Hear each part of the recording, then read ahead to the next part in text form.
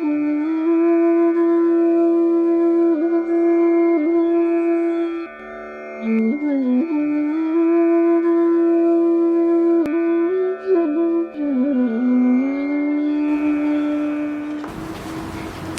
प्रणाम।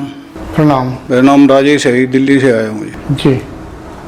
गुरुजी, मैं ये पूछना चाह रहा था, ये मैं ध्यान पे बैठता हूँ, जब ध्यान तो लगता है लेकिन उस टाइम पे कुंडलिनी ऊर्ध्व उस टाइम पे नहीं होती है। चाहे मैं 1.5 घंटा ध्यान पे बैठा रहूँ, मतलब कभी कभी हो जाती है लेकिन हर रोज नहीं होती है।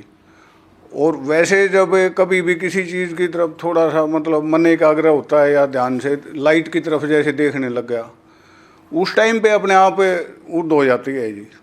कुंडलनी। हाँ जी। और कुछ जैसे ऑफिस में बैठा हूँ, कुछ देख रहा हूँ ध्यान से कोई चीज़, उस टाइम भी फिर अपने आप ऊर्ध्व हो जाती है। हाँ, मुझे पता है कि आपकी कुंडलनी की स्थिति पता है, गति भी पता है, तो होती कब नहीं है जरा दोबारा बता दें। ध्यान पे जैसे बैठता हूँ ही, जैसे मैं 1.5 घंटे तक बैठा रहूँ, उस टाइम पे बहुत कम होती है जी। हाँ, बहुत कम, ऐसा कह सकते। हाँ जी। होती है आपकी कुंडलनी ऊर्ध्व होती है, बस कुछ मत सोचें। ये जरूरी नहीं है कि बार बार आपको अनुभूति हो या बार बार चढ़े। और ज़्यादातर मेट्रो में चलता हूँ उस टाइम पे ही मैं सीट पे कम बैठता हूँ जी, जब क्योंकि भीड़ होती है। एक बात और बता दूं, कभी कभी ऐसा भी होता है ठीक उल्टा। उल्टा क्या नहीं, आपका अगर मतलब आप शुद्ध हैं तो जब थोड़ी अशुद्धता आपके अंदर प्रवेश करती है, हाँ जी, हाँ जी, तो कुंडलनी एकदम से हाँ जी, जब भीड़ होती है ना जी, मैं भीड़ की जगह में जाता हूँ उस टाइम अपने आप ही ऊर्ध्व होती है जी, भीड़ की जगह पे ही।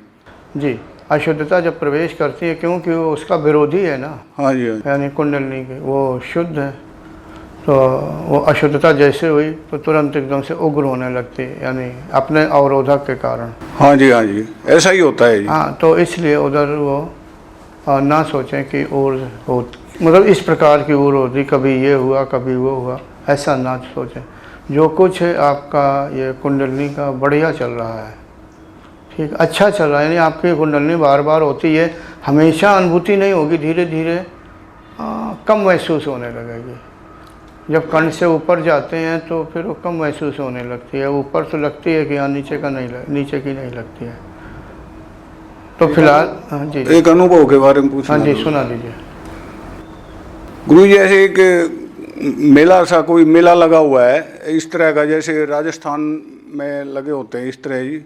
तो मैं वहाँ पे गया हुआ था ये मेले में, और वहाँ पे कुछ मतलब पथरीली जगह थी, कुछ रेतीली जगह थी।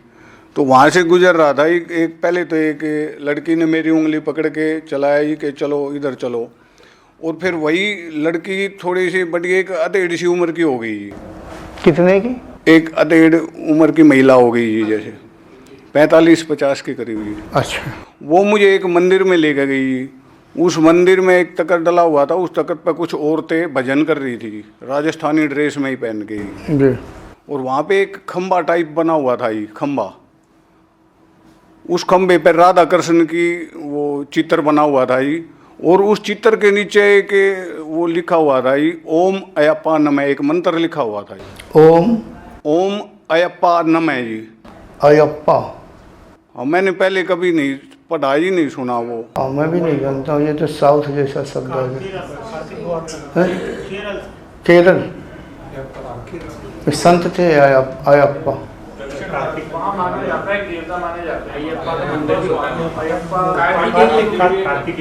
अच्छा अच्छा, कार्तिकेय का मतलब उधर नाम है अयप्पा।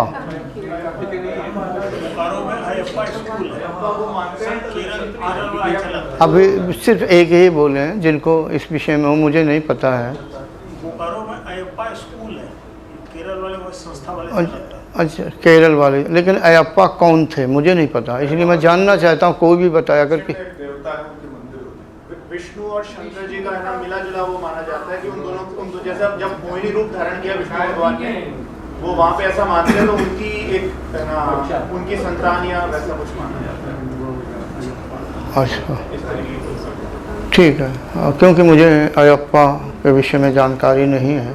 हाँ, वो लिखा हुआ था जी उस पे, बस वो लिखा हुआ मैंने बहुत साफ अच्छी तरह पढ़ा ही। जो ये आपने अनुभव बताया, हाँ अच्छा है, बढ़िया है। ठीक है गुरु जी, प्रणाम।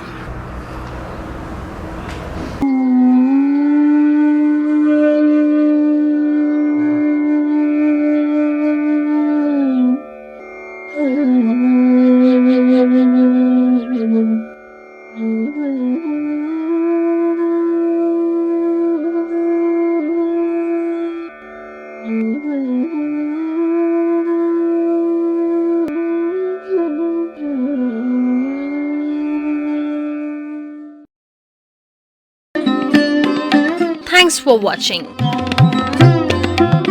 Remember to like, comment and subscribe.